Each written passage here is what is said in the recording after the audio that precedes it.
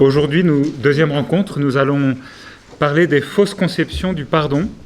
Ces fausses conceptions que nous pouvons avoir au fond de nous et qui parfois nous font penser que le Seigneur nous demande d'être gentils, de nous laisser marcher sur les pieds par tout le monde, ou qui nous font croire qu'on devrait être capable, quand on est chrétien, de pardonner comme ça, instantanément, facilement, simplement parce que nous sommes chrétiens. Alors c'est des fausses conceptions du pardon. Il y en a 9 que je vais lister. Mais 2 petits exemples dans l'Évangile pour nous montrer, pour prendre le contre-pied de ce que je viens de dire. Dans l'Évangile selon saint Jean, au chapitre 18, Jésus est en procès et il répond au grand prêtre. « Pourquoi m'interroges-tu ? Ce que je leur ai dit, demande-le à ceux qui m'ont entendu. Eux savent ce que j'ai dit. » À ces mots, un des gardes qui était à côté de Jésus lui donna une gifle en disant « C'est ainsi que tu réponds au grand prêtre ?» Et Jésus lui répliqua « Si j'ai mal parlé, montre ce que j'ai dit de mal. Mais si j'ai bien parlé, pourquoi me frappes-tu » Vous voyez, Jésus, il est frappé, mais il ne dit pas « Tu peux recommencer » en tendant l'autre joue, ou il ne dit pas « Je te pardonne ».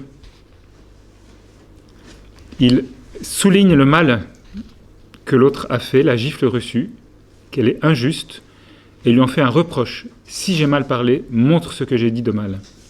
Sinon, pourquoi me frappes-tu ?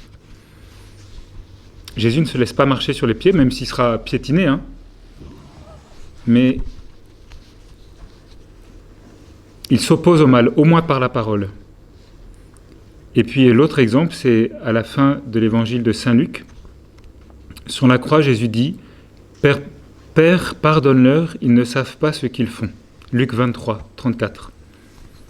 Et là, vous avez vu, ce n'est pas Jésus qui dit « Je vous pardonne » à vous qui êtes en train de me tuer, parce que tant que l'offense perdure, le pardon ne peut pas être donné. En revanche, Jésus, par cette phrase, montre son intention de pardonner. Pour le moment, il ne peut pas, puisque l'offense n'est pas achevée. Et il demande à son Père, donc, de pardonner. Alors, 9 fausses conceptions du pardon.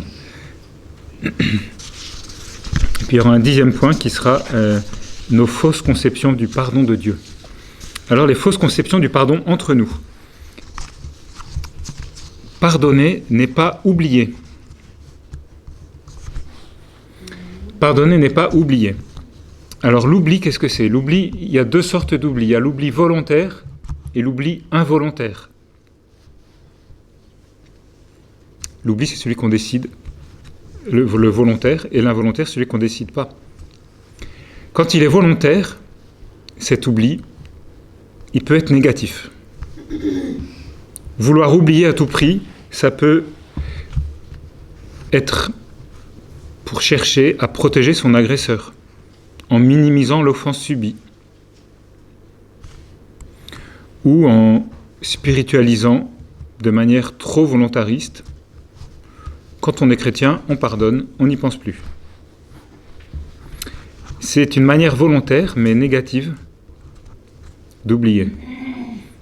Il y a une manière positive d'oublier volontairement.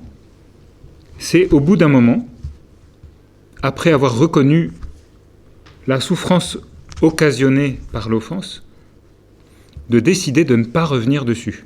C'est une décision, mais après avoir pris la mesure de l'offense. Cet oubli a un impact positif parce qu'il nous aide à devenir maître des souvenirs. Les souvenirs nous envahissent moins. Donc l'oubli peut être volontaire, mais ce volontaire peut être négatif ou il peut être positif. Et je vous ai dit qu'il pouvait être involontaire aussi. C'est le cas notamment de l'amnésie traumatique dont je vous parlais la dernière fois, où l'offense est refoulée comme instinctivement dans l'inconscient, parce qu'elle est trop dure à supporter. On ne la supporte pas, donc elle va être enfouie, et elle va jouer un rôle négatif. Parce que la souffrance continue à produire son œuvre néfaste en nous, alors qu'on ne la voit pas.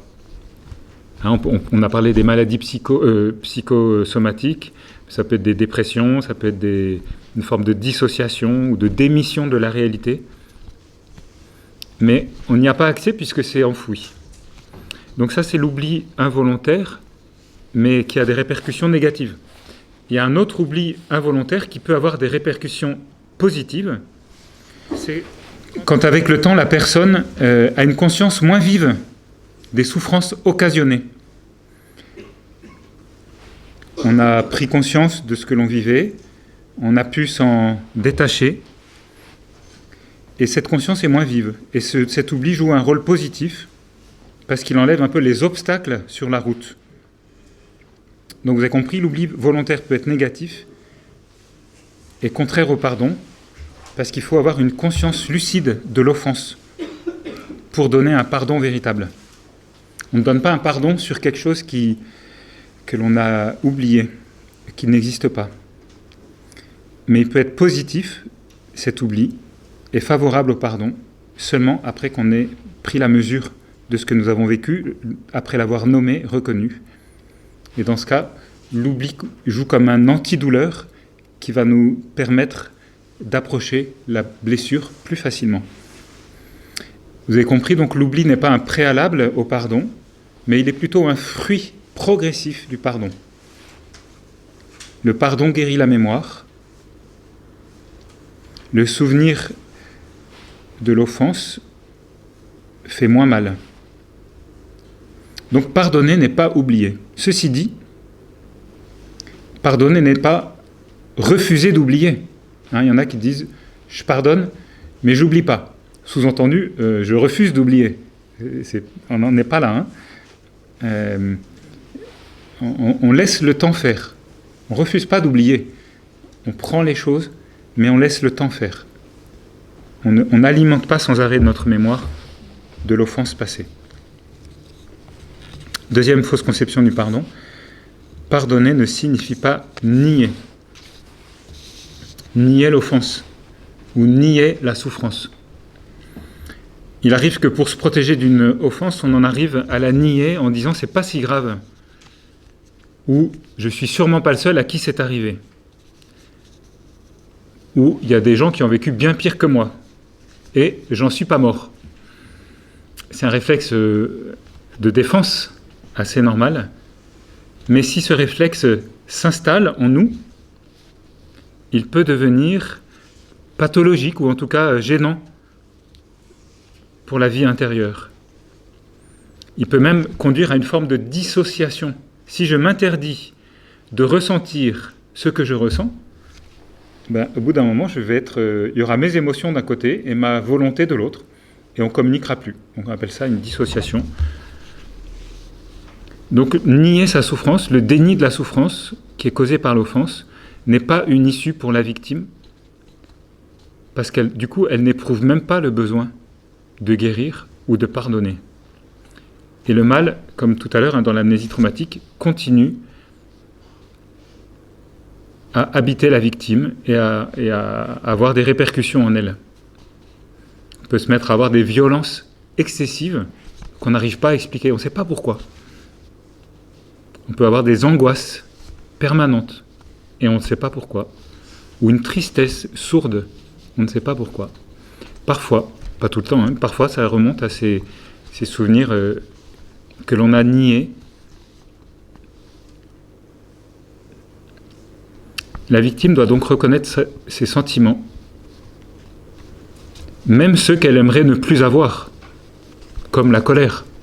On a dit que la colère c'était quelque chose de positif, c'était un signal. Mais bon, on aime bien quand elle n'est plus là, quoi. On préfère qu'elle soit plus là. Mais pour qu'elle soit plus là, il faut la reconnaître, non pas la nier. C'est ça qui va nous permettre de l'assumer autrement que par la violence et pouvoir un jour pardonner. Et même lorsque le pardon sera donné au bout d'un certain temps, ce sera jamais juste de nier l'offense passée, même si elle a moins d'impact. c'est pas juste de la nier, elle sera toujours là, elle sera moins présente, moins douloureuse, mais elle fait partie de ma vie. Deuxième fausse conception, donc, pardonner n'est pas nier. Troisième fausse conception, pardonner n'est pas seulement un acte de la volonté.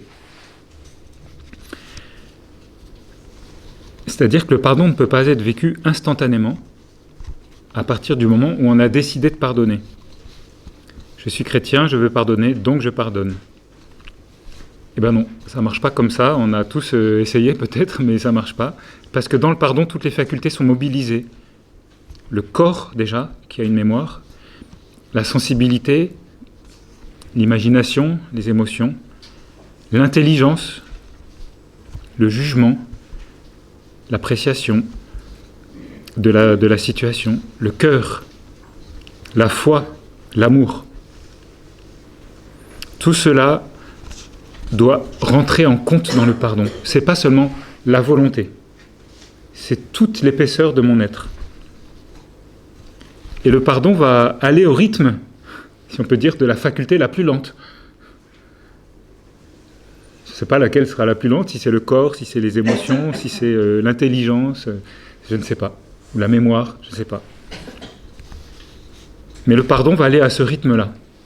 Et on ne peut pas se flageller en disant va plus vite, cocotte. Ben non, on ne peut pas. Le pardon est l'aboutissement d'un processus, d'un apprentissage, bien sûr, où la volonté agit, puisqu'on veut arriver à pardonner. Mais la volonté n'a pas toute la place. On dit que l'on n'a pas un pouvoir tyrannique sur nos émotions ou nos souvenirs, mais un pouvoir diplomatique. On peut un peu les conduire, un peu, mais on ne peut pas leur dire arrêtez maintenant, partez. Non, on ne peut pas. Donc pardonner n'est pas seulement un acte volontaire. Quatrième fausse conception du pardon, pardonner n'est pas une obligation morale. Comment ça ? C'est pas écrit qu'il faut pardonner dans l'Évangile ? Voilà, 70 fois, 7 fois. Il est dangereux de réduire le pardon à une obligation morale. Il faut pardonner, tu dois pardonner, c'est un commandement, c'est un précepte chrétien. Si tu ne pardonnes pas, d'ailleurs, tu ne seras pas pardonné. C'est Jésus qui le dit.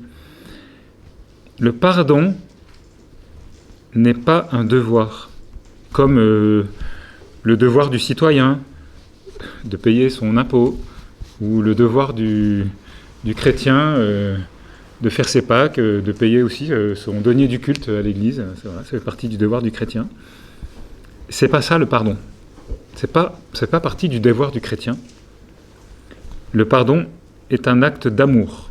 Autrement dit, je ne cherche pas à pardonner parce que je dois pardonner, mais parce que j'ai envie d'aimer plus. J'ai envie d'aller au-delà de cet amour blessé. J'ai envie d'aimer plus. Et peut-être au début on n'a pas envie, mais on aimerait avoir envie. J'aimerais avoir envie d'aimer plus. Pourtant, comme je disais, il y a cette phrase du Notre Père qui pose un peu question. Pardonne-nous nos offenses, comme nous remettons aussi à ceux qui nous ont offensés. Et Jésus qui enfonce le clou, car si vous pardonnez aux hommes leurs fautes, votre Père Céleste vous pardonnera aussi, mais si vous ne pardonnez pas aux hommes, votre Père non plus ne pardonnera pas vos fautes. Eh bien, vous voyez, j'ai raison de dire qu'il faut pardonner. Eh bien non. Comment faut-il comprendre cette insistance ? Certains comprennent que le pardon de Dieu est suspendu à notre propre pardon. Comme si le pardon de Dieu était conditionné par le pardon des hommes.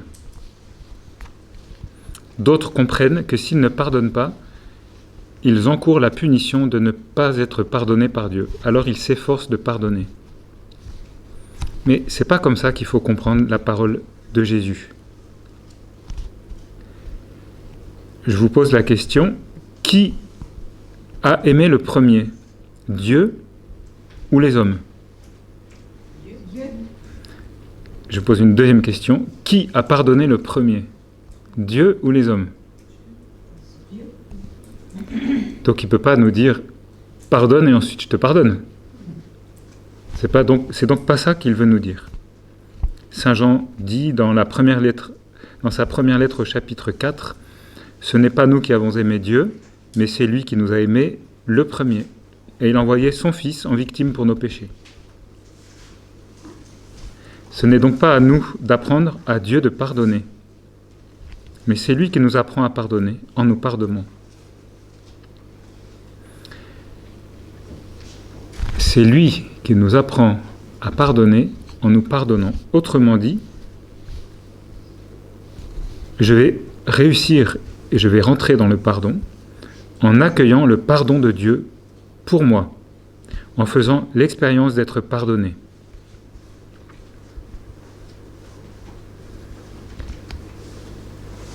Comme le Seigneur nous a pardonné, comme le Seigneur vous a pardonné, dit saint Paul, faites de même vous aussi. Alors c'est comme ça qu'on peut comprendre la demande de Jésus. Comme le Seigneur vous a pardonné, vous faites la même chose. On pourrait presque dire, pardonne-nous nos offenses afin que nous puissions pardonner à ceux qui nous ont offensés. Mais Jésus ne dit pas ça. Il ne dit pas afin que, il dit comme nous pardonnons. Et il ajoute même une condition, si vous ne pardonnez pas aux hommes, votre Père non plus ne pardonnera pas vos fautes.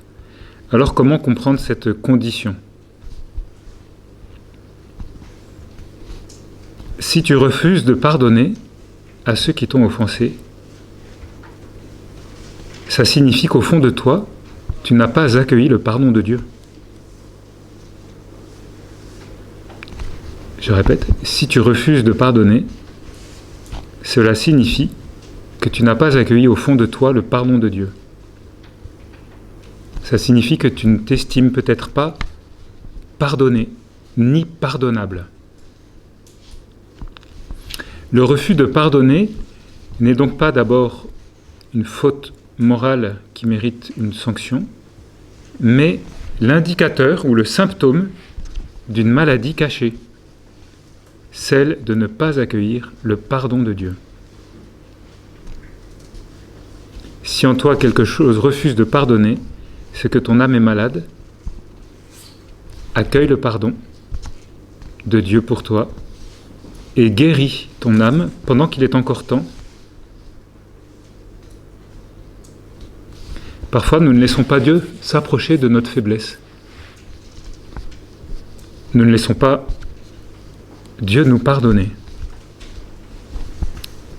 Et si nous ne laissons pas Dieu s'approcher de notre faiblesse et la couvrir de son amour, eh bien nous sommes handicapés pour nous approcher de la faiblesse de l'autre et la couvrir de son amour. Pardonner n'est donc pas une obligation morale, c'est un acte d'amour, et pour cela, j'ai besoin d'être pardonné, d'être relevé. 5e fausse conception, pardonner ne veut pas dire se retrouver comme avant l'offense. Revenir comme avant l'offense, c'est une fausse conception du pardon, puisque l'offense a changé quelque chose dans la relation, quelque chose sur lequel on ne peut pas revenir. Penser qu'il est possible de se retrouver comme avant, avec l'offenseur, ce serait se persuader que rien ne s'est passé. Et c'est un mensonge, puisqu'il s'est passé quelque chose. Et ça serait pire même d'avoir ce mensonge que d'éprouver de la rancune. Ici, il faut dire que le pardon, il faut préciser quelque chose, le pardon ne se confond pas avec la réconciliation. La réconciliation est une conséquence habituelle et normale du pardon envers une personne proche. Mais la réconciliation n'est pas toujours souhaitable. Hein, la réconciliation, vous voyez ce que c'est, hein, on reprend la relation. C'est pas toujours souhaitable. Peut-être parce que la personne est une personnalité abusive ou perverse, et qu'à chaque fois que je vais m'approcher d'elle, elle va me refaire mal, qu'elle le veuille ou non. Parfois, donc, il n'est pas souhaitable de se réconcilier. Parfois, il n'est pas possible de se réconcilier si la personne est morte, par exemple, ou si on ne la connaît pas. Le pardon n'est donc pas à confondre avec la réconciliation. Alors, quand la réconciliation est possible, c'est beau, c'est magnifique, mais la relation n'est pas comme avant. Elle a évolué, elle s'est transformée, elle peut même être plus solide, comme cela arrive souvent dans un couple. L'accueil de la faiblesse de l'autre et le pardon donné dans la force de l'Esprit Saint ont fait grandir leur amour. Comme les deux bouts d'une corde qu'on raccroche en faisant un nœud, eh bien, les deux extrémités de la corde vont être un peu plus près. À chaque fois qu'il y a un nœud, ils seront un peu plus près. Donc chaque pardon, idéalement, rapproche. Alors bien sûr, dans les relations de couple, sauf si la réconciliation n'est pas possible, pour les raisons qu'on a dit tout à l'heure.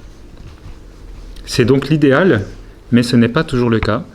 Parfois, il y aura réconciliation, mais par prudence, la personne offensée ne pourra faire autrement que de garder une certaine distance. Donc même dans la réconciliation, il peut y avoir des degrés.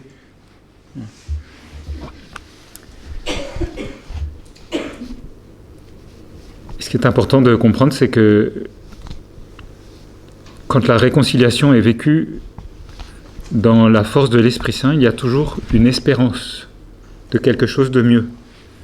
Que la qualité de la relation puisse être modifiée et relancée sur de nouvelles bases plus solides. Que le pardon ne va pas nous faire partir sur des bases moins solides, mais au contraire. Même s'il ne sera pas comme avant, ça sera autrement.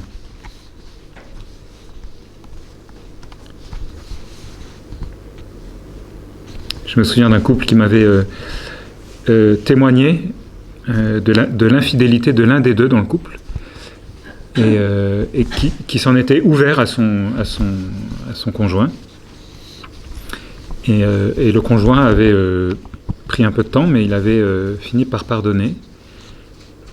Et moi, je les ai vus quelques années après, un an ou deux après, et ils m'ont dit combien ce pardon les avait fait redémarrer en fait dans leur relation de couple. C'est pas toujours le cas, mais quand c'est le cas, le pardon va faire redémarrer autre chose.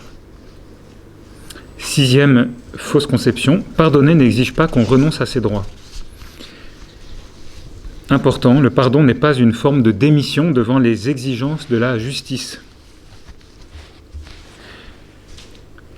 On est d'accord, le pardon ne se confond pas avec la justice, mais il ne peut pas remplacer la justice.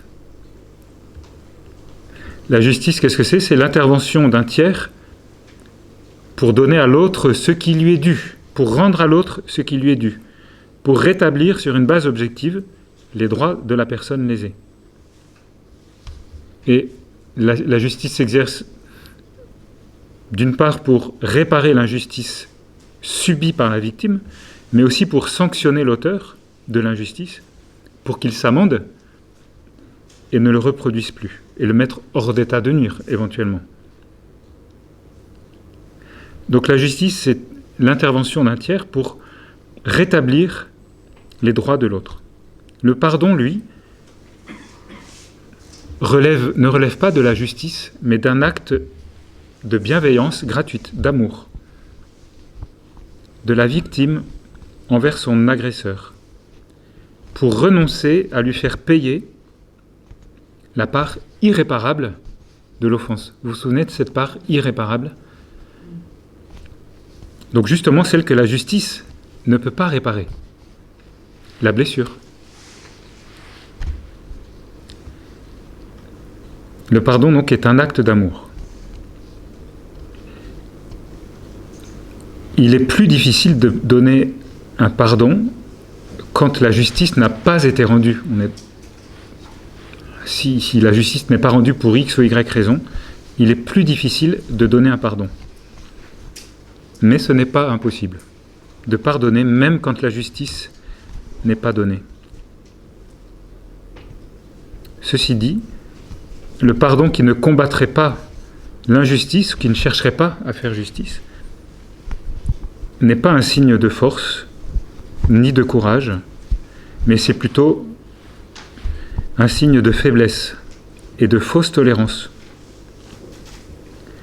et peut-être de fausse compréhension de l'Évangile.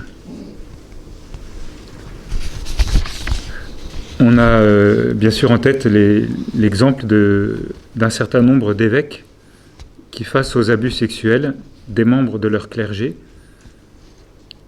ont demandé pardon aux victimes, mais n'ont pas recouru à la justice. Et puis, encore plus fréquemment sans doute, le nombre de personnes qui subissent des violences conjugales et qui n'osent pas porter plainte. Lorsque Jésus dit de ne pas riposter aux méchants, il ne dit pas de ne pas faire justice, de renoncer à ses droits. Il dit de ne pas se venger, de ne pas chercher à se venger, puisque ce serait le début d'une spirale sans fin. À un autre endroit, dans Matthieu 5 aussi, il dit hâte-toi de te mettre d'accord avec ton adversaire pendant que tu es en chemin. Trouve la justice avec lui. 7e fausse conception, pardonner à l'autre ne veut pas dire l'excuser. L'excuser, c'est-à-dire la décharger. Décharger l'agresseur de sa responsabilité morale. Trouver des circonstances atténuantes, si elles sont réelles, ça peut nous aider à pardonner. Et on reviendra sur ce point dans les étapes du pardon, mais on ne peut pas enlever la responsabilité morale d'une personne.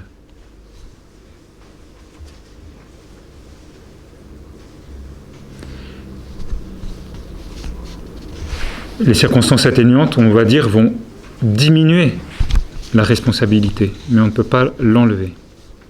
Si quelqu'un a vécu dans une famille violente et que lui-même reproduit de la violence, ça diminue sa responsabilité, mais il reste responsable de ses actes. Et ces actes sont autant répréhensibles d'un point de vue pénal que quelqu'un qui n'a pas eu le même contexte. Celui qui cherche à tout prix à excuser son agresseur, même lorsqu'il n'y a pas de circonstances atténuantes, cherche en réalité à camoufler sa souffrance en refusant de penser que l'autre ait pu lui faire du mal, librement et consciemment. Il peut, d'une certaine manière, cautionner en faisant cela l'acte de son agresseur et s'en rendre co-responsable.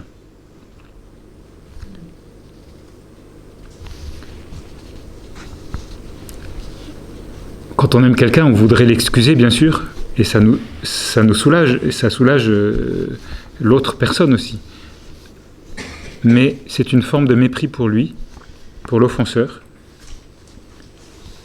C'est comme si nous disions qu'il n'est pas assez libre et pas assez intelligent pour être responsable de ses actes.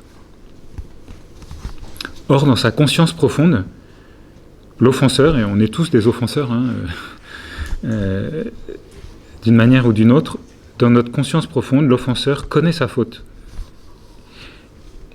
Il n'a pas besoin qu'elle soit diminuée, qu'elle soit minimisée. Il a plutôt besoin qu'elle soit reconnue pour ce qu'elle est, pour pouvoir ensuite être soumise à la justice, si elle doit être soumise à la justice, et recevoir un pardon adéquat. Mais si on la minimise, le pardon ne sera pas à la hauteur de l'offense. Et la personne offensée ne se sentira pas pardonnée. Je prends un exemple, celui qui a tué quelqu'un en grillant un feu rouge parce qu'il était ivre. Pour retrouver sa dignité, il n'a pas besoin qu'on lui dise qu'il n'est pas totalement responsable parce qu'il était ivre. Il a besoin qu'on lui dise qu'il est pleinement responsable d'avoir pris le volant en état d'ivresse. Ensuite, il a besoin d'être jugé pour ce qu'il a fait, pour pouvoir un jour accueillir une miséricorde de la part du Seigneur et de la part des hommes. S'il est en fuite toute sa vie, il ne pourra jamais se pardonner, ce pauvre homme. La justice va rendre service en lui permettant de s'amender, puisqu'elle va lui permettre aussi d'accueillir le pardon de Dieu pour ce qu'a été sa faute, dans toutes ses dimensions. Et Dieu n'a pas tendance à minimiser ou à augmenter notre offense, il la voit parfaitement pour ce qu'elle est, donc on peut lui faire confiance. Il ne va pas nous mettre sur les épaules quelque chose qu'on n'a pas apporté, et il ne va pas non plus chercher à la diminuer. 8e fausse conception, pardonner n'est pas une démonstration de supériorité morale. Certains pardons humilient parce qu'ils sont vécus dans une forme d'arrogance. Le pardon n'est pas une manifestation de pouvoir, mais un geste de force intérieure.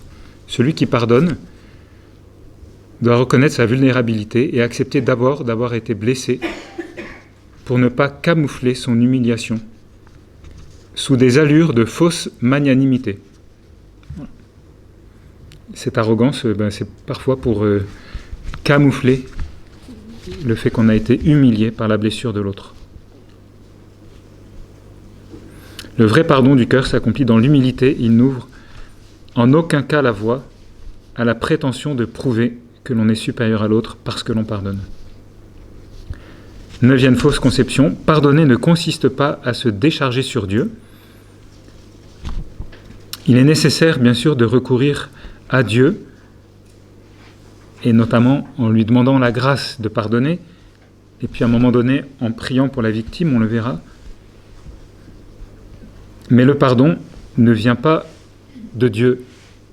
Le pardon que je dois donner ne vient pas de Dieu, ne viendra pas de Dieu. La personne, nous devons nous préparer, je dois me préparer sur le plan humain à recevoir la grâce de pardonner. Donc le pardon, il tient à la fois de l'action humaine et de l'action divine.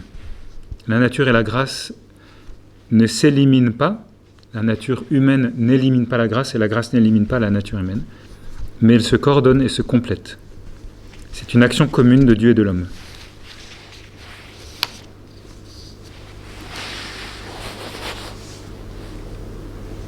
Donc je vous ai donné 9 fausses conceptions du pardon que vous retrouverez dans le livre de Montbourquette, avec les mêmes titres. Mais en réfléchissant un peu, je me suis rendu compte que ces fausses conceptions du pardon à son prochain, elles pouvaient aussi s'enraciner dans des fausses conceptions que nous avons du pardon de Dieu pour nous. Je voudrais les lister beaucoup plus rapidement.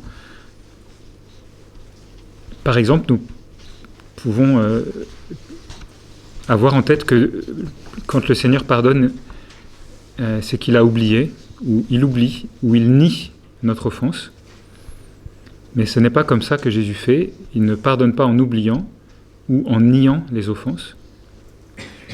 Il les porte pour ce qu'elles sont, sur la croix. Jésus ne porte pas sur la croix des offenses dont il a enlevé le poids. Il n'a rien enlevé du tout. Il porte l'offense brute, telle qu'elle est, malgré toute leur laideur, pour que nous n'ayons pas à la porter. Si Jésus l'avait nié ou amoindri ou excusé, on aurait quand même il n'aurait pas tout porté, quoi. Vous comprenez ? Pardonner n'est pas seulement un acte de la volonté, pour Dieu non plus. Jésus ne nous pardonne pas en décidant. On le voit sur la croix, il ne dit pas « je vous pardonne, ça y est, j'ai décidé, je vous pardonne ». Non. Il s'implique avec tout son être, sa sensibilité, son corps, son intelligence. Jésus n'a pas fait semblant de souffrir. Le pardon lui coûte vraiment. C'est pas juste c'est bon, je vous ai pardonné, on passe à autre chose. Le pardon coûte à Jésus. Il paye le prix fort. Le pardon de Dieu, Jésus ne le vit pour nous. Jésus ne le vit pas comme un commandement que son Père lui a donné. tu dois pardonner, mon fils, pardonne aux hommes ce qu'ils t'ont fait. Mais non, il le fait parce qu'il nous aime vraiment. Son pardon est une preuve de son amour pour nous.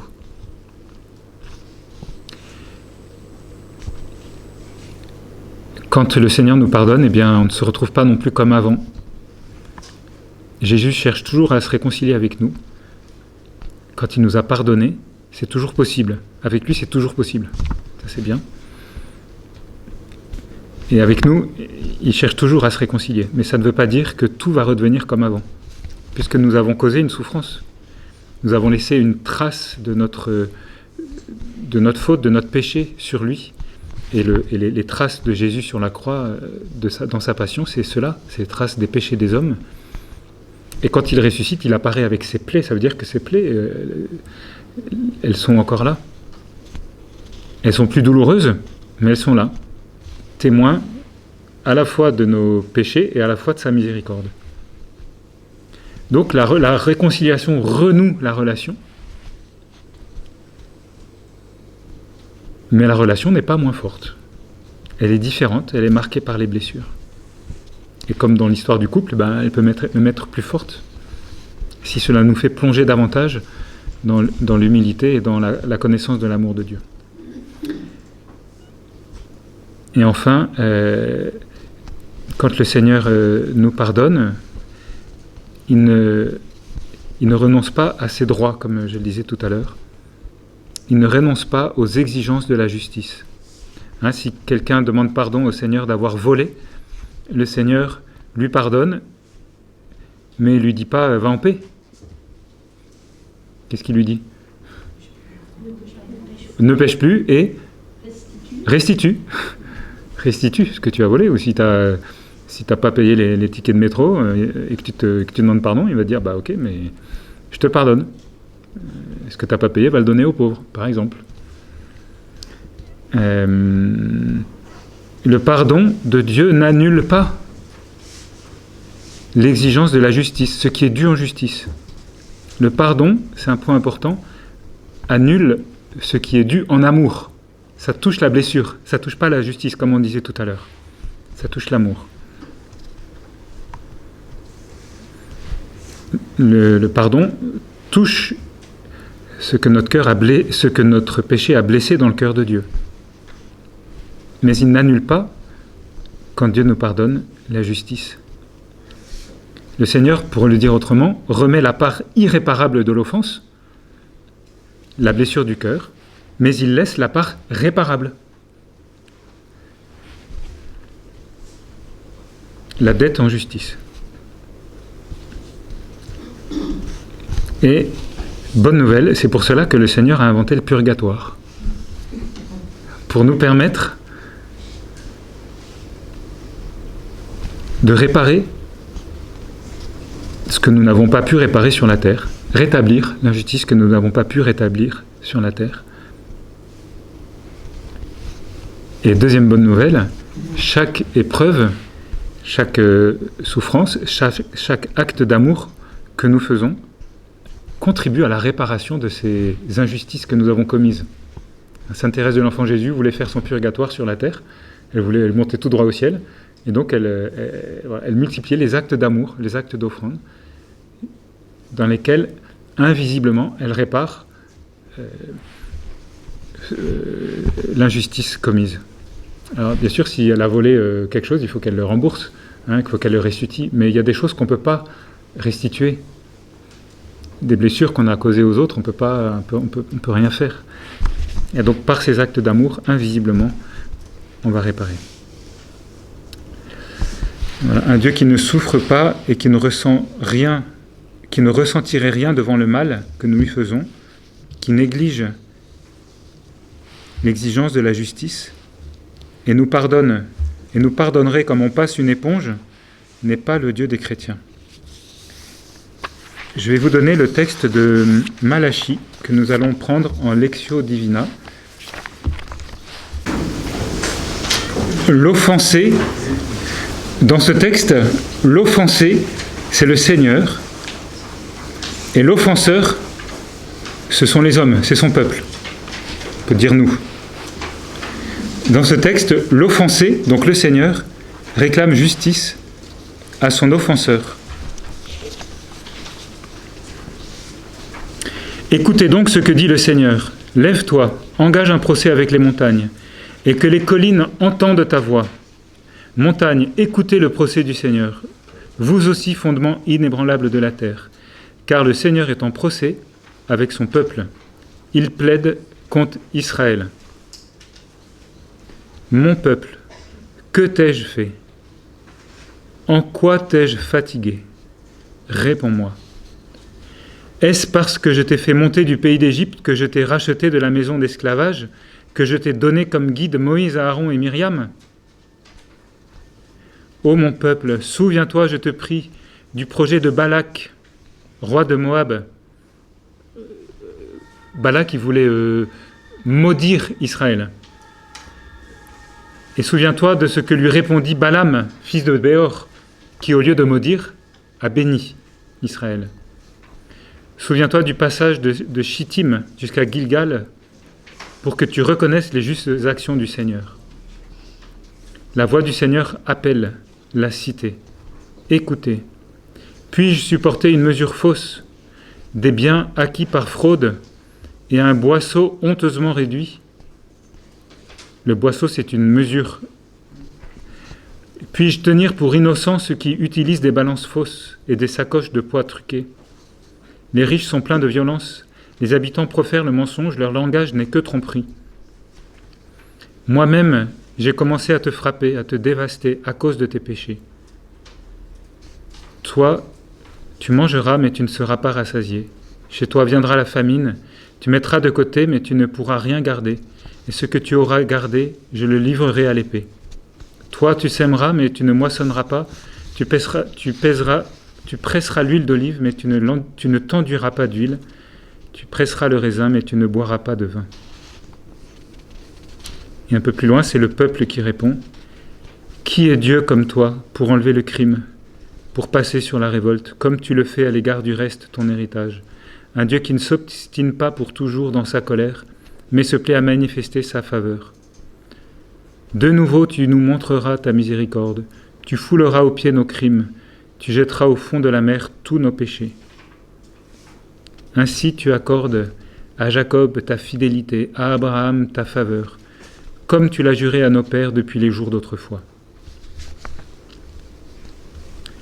Texte un petit peu difficile, mais dans lequel on voit que le Seigneur n'oublie pas. Il appelle tout le monde, les collines, les fondements de la terre, comme témoins. Puisque le crime a été commis aux yeux de tous, il n'est pas question de le nier. Il n'est pas question de l'oublier.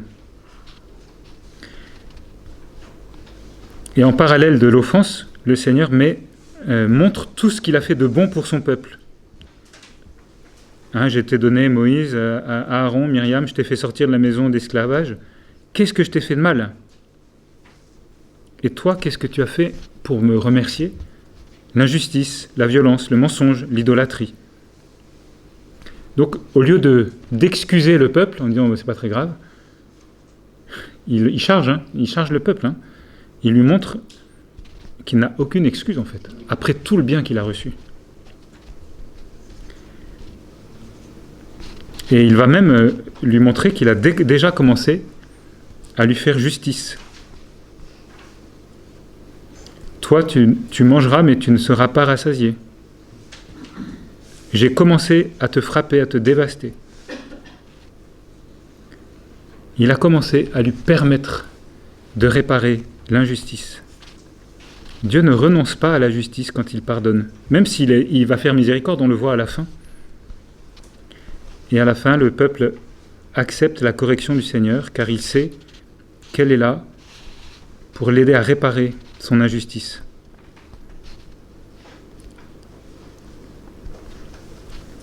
Et ce texte, on peut le lire avec la mort et la résurrection de Jésus en tête, puisque ce procès que Dieu fait à son peuple, c'est Jésus qui va en donner l'issue définitive.